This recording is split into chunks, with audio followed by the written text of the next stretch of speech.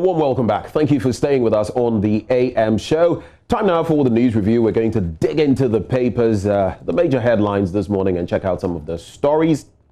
But right before we do that, Mamavi Owusu-Abaje, my colleague, is going to connect with us from the Kempinski Hotel. Mamavi, can you hear me?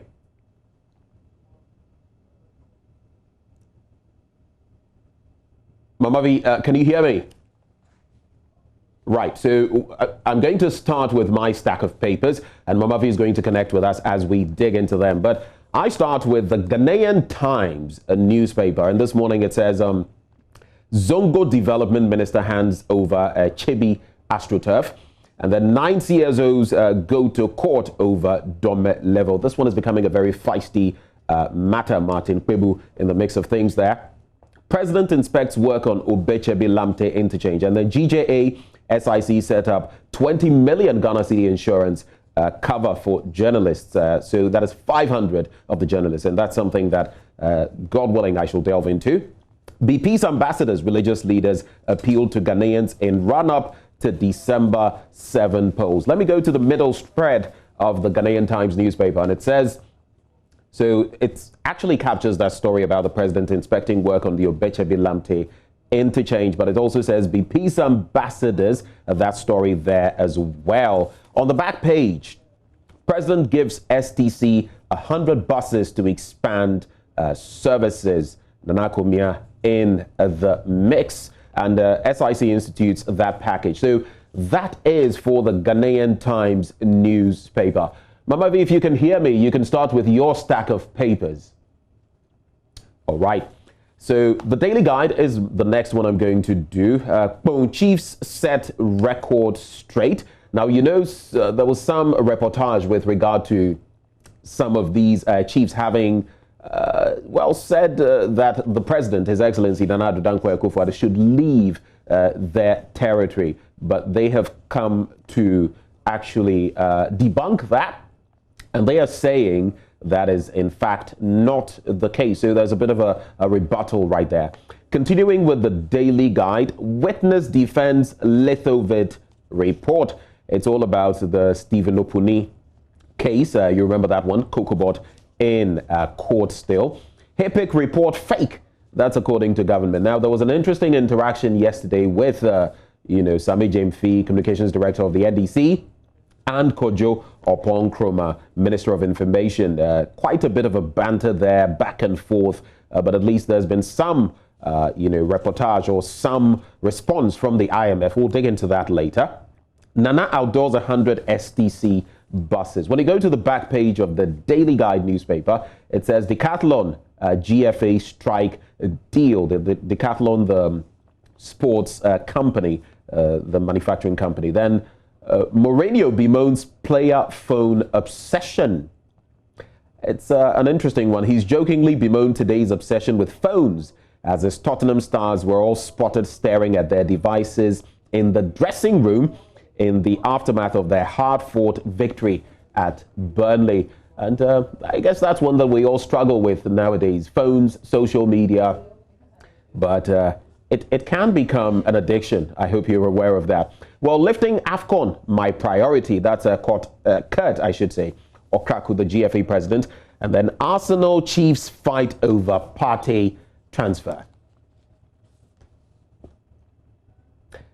So let's attempt now to connect with Mamavi Owusu-Abaje. Like I indicated earlier, she is at the Kempinski Hotel, Gold Coast City in central Accra. And we're going to actually get all the brief from her when it comes to the VRA at 60. Mamavi, can you hear me? All right, so as and when we can connect, we shall cross over to Mamavi. The Daily Dispatch is the next paper I'm going to be looking at from here. Supreme Court, Mamavi? Okay.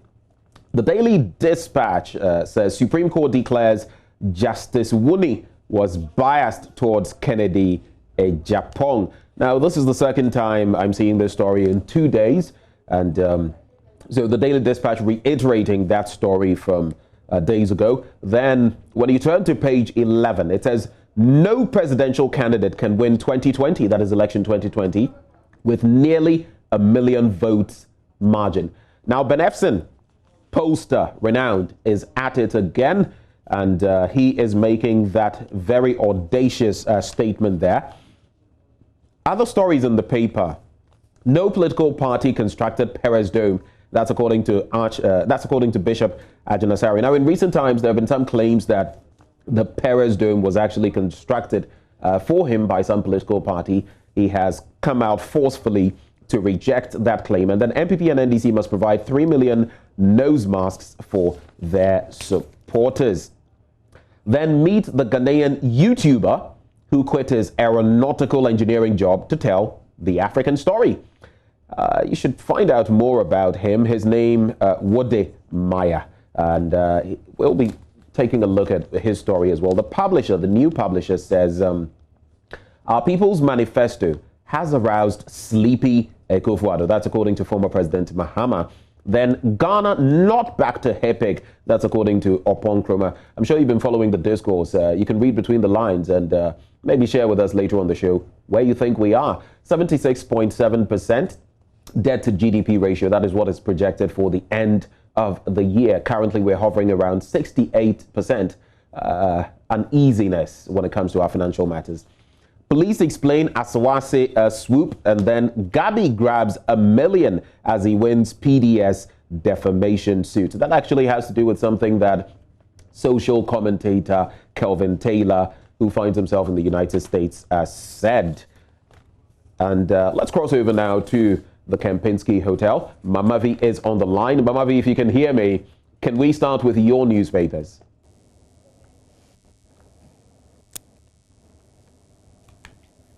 Okay, well, hopefully there's a better sound connection this time around. I've got 4 newspapers that I'm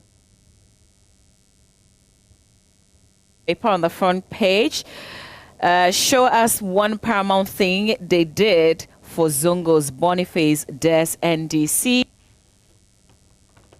Reaffirm support for Zanato. And then court slaps Kelvin Taylor with $1 million Ghana cedis damages in favor of Gabi Ochre Dako. And this defamatory comments is about the terminated power distribution service. Also, Ghana not back to HIPIC, government clarifies. And this big one, CSOs fight Akufo-Addo over Domelevo's proceed on leave directive.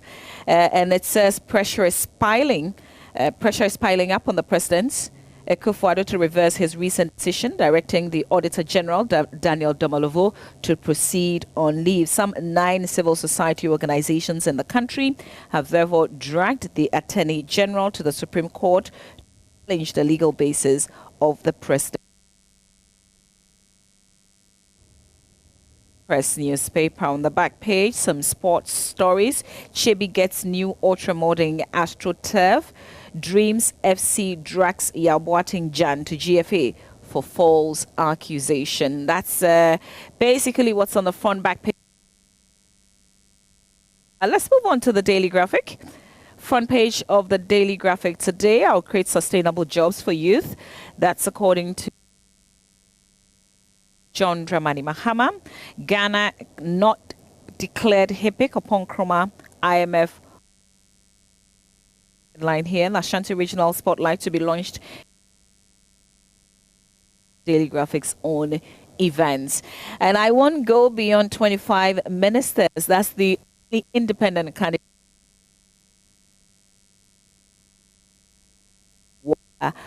Class. But if you go to page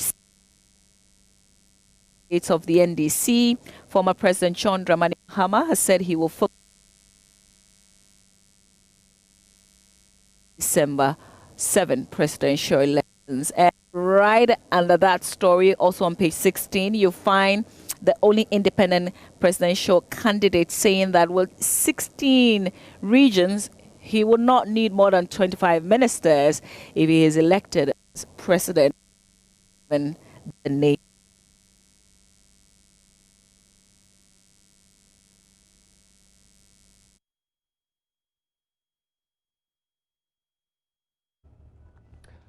Right, so we're back. We can't hear the sound from Mama View, also at the Kempinski Hotel. So we'll just proceed from here, as and when we can reconnect, we'll go back to her. The Ghanaian publisher this morning saying, Boniface mocks NDC. Show us one paramount thing you've done for the Zangos. And then Bawumia to Afram Plains constituents. MPP won't disappoint you like the NDC has done for 28 years. Akufo-Addo presents 100 buses to the SDC. That's a recurring story. And 5 ministers tout the NPP's regional achievement. So that's with the Ghanaian publisher newspaper. I'll wrap up with some business stories, especially relevant on a day like this. So port activities see further decline as international trade suffers. Then Bharti Airtel to exit Ghana Telecom's market. That's a very interesting one because there's a bit of a buyout that we are hearing of. We'll find out whether indeed we're going to take those shares for Ghana. And then cocoa farmers in Wassa resort to galamsey money to maintain farms. Finally, on the front page, that story about the president handing over 100 buses. But when you go to the back page of the Business and Financial Times online, it says SNIT launches 2020 Mobile Service Week in Takrady. Kwawoma Rural Bank provides comprehensive financial service. So those are some of the stories on the front pages and the back pages of the newspapers we have for you today. I think from my end, I'm going to start by delving into the Ghanaian Times newspaper. And as and when we can connect with Mama V, she'll also take some stories. But let me turn to page 13 now. And I'm just going to take two short stories from there. The first one says, the peace ambassadors, religious leaders appeal to Ghanaians in run-up to December polls. And the story says some religious leaders in the country have urged Ghanaians to be peace ambassadors during and after the December 7, 2020 elections. Now, speaking against the backdrop of simmering tension in the country ahead of the general elections, the president of the Catholic Bishops' Conference, Most Reverend Philip Name, suggested that campaigns should be devoid of insults and inciting statements that could lead to divisions among the citizenry. He said Ghana has earned itself the accolade as the beacon of democracy, peace and stability in the West African sub-region, and indeed was gaining that recognition globally. But this is the point that I would want to make as far as this is concerned. No country is so peaceful that it can't degenerate into a lack of peace. And I've always cited, the examples of Rwanda, which was hitherto in the 90s before the genocide considered one of the most peaceful countries in Africa. You can talk about Kenya. You can talk even about Ethiopia and the problems they faced in recent times. So nothing to take for granted. But why is it that as a country, whenever we have elections, every 4-year cycle, we're sitting on pins and needles? It doesn't really happen in other advanced democracies. And that is something that I feel we ought to, politically grow out of. But I guess teething problems for a young democracy. So that's the first story I'll take a look at. But Domelevo is back in the mix, the Auditor General. And the story says 9 CSOs go to court over Domelevo.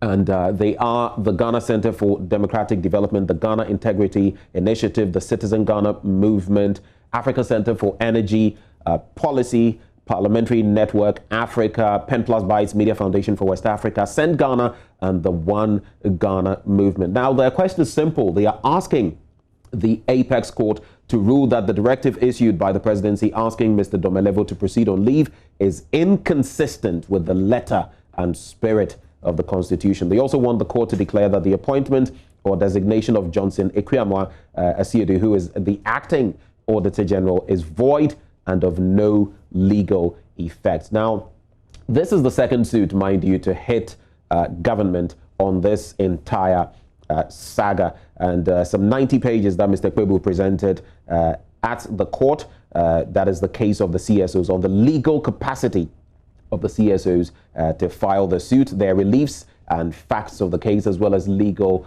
arguments. So those are some of the stories in the Ghanaian Times newspaper that I want to take. Mamavi, can you hear me? If you're back on the line, give me a shout and let's hear from you. Okie doke. I shall proceed from here. And as and when we can connect, because she has some very interesting stories there as well, we shall proceed from there. But this one too, the Daily Guide newspaper this morning, with that story, the HIPIC report fake, according to government. You should have listened to the banter yesterday between Sami James-Fi and Kojo Nkrumah. And the story says, Information Minister Kojo Nkrumah has dismissed claims that Ghana has applied for the highly indebted poor countries program of the International Monetary Fund, saying the claims are absolutely false. Now, there has been an attempt to create the impression that Ghana is going back to the debt relief program, and recent media reports have suggested that President Akufo-Addo has taken Ghana back to HIPIC due to what they claimed to be gross economic mismanagement, but the minister said the reports were fake. So how did this come about? How is it that it's back in the picture? I'll tell you exactly how. In recent times, former President John Dramani Mahama stirred the hornet's nest at the La Palm Royal Beach Hotel in Accra just this past Monday, when he berated the NPP for always saying that he left nothing in the kitty. If I may just quote a bit of what he said. He says, contrary to the impression created by Nana Addo Dankwa Akufo-Addo that he inherited nothing from me and that he inherited a mess, I left him revenue from 2 new oil fields, the 10 field and ENI Sankofa fields. I left him with $270 million in the Ghana Infrastructure Investment Fund. I left him with more than $207 million in the Stabilization Fund and about $300 million in the sinking fund, with which the final payment of the Kufuor Eurobond was paid on maturity in 2017. So it goes on and on. There's a bit of a historical antecedents when it comes to HIPIC there as well. So a whole lot to grapple with. In fact, the president, Nana Addo Dankwa Akufo-Addo, I should say the vice president, Dr. Mahamudu Bawumia, had been posting on this in the lead up to the 2016 elections. I'll just find that social media post and run it by you. Some of the very interesting things he said at the time, which maybe do not augur well for what is happening now. But let's quickly check out My Joy online. We're going online now to check out some of the stories there. And court summons Kennedy Ejapong over assassination claims against Atto Forson, Cassio Atto Forson of the National Democratic Congress. More to check out from that story. Then there's this one. We have not classified Ghana as HIPIC. That's the IMF confirming that. Election 2020, police assures peace in the Ashanti region. And there's also this one, Gabi Asariotre Dakon wins 1 million CD defamation suit against Kelvin Taylor. Then there's also, in terms of roads, Chamber of Construction Industry gives government ultimatum to pay its members. And you know about, those contractors, a lot of them who have not received payment for work done. Although the Dio constituency attack is unacceptable, must be condemned. Yesterday, His Excellency the President saying that's Nana Addo Dankwa Akufo-Addo. Now, new UN report details environmental impacts of used vehicles. We use a lot of them here in Ghana, and at a point in time, that policy to, ban them, or at least those who are overaged to ban them, not quite, it didn't work out. Now, Akufo-Addo-led government inherited over $270 million under my watch, under my administration. That is according to former President John Dramani Mahama. So we're going to check out the BBC as well, find out what exactly is happening on the BBC. So Biden hits new battleground. Trump blitzes Midwest. It's campaign season and it's full blast from the two candidates, the Democrat and the Republican. Now, Joe Biden has blasted Donald Trump as a con man while the president promises economic survival. In other stories, Qatar to investigate invasive exams of women, and Australia has expressed anger over the airport incident, which had aimed to check if women had given birth. So some discrimination there. Cable may have started Orange County fire That one in Southern California. You know, California is prone to these fires year in, year out. Fighting rooster kills Philippines police officer. Talk of a gory way to go. Curious. And Kim Kardashian humbly hosts private island party. So it is a wrap as far as the news review is concerned. We'll be connecting with Mama Vio Uswabwaji at the Kempinski Hotel, Gold Coast City, in across some shots that you saw right there. But right now, it's a wrap. Sports is up next with Oreku Ampofo. Do stay tuned.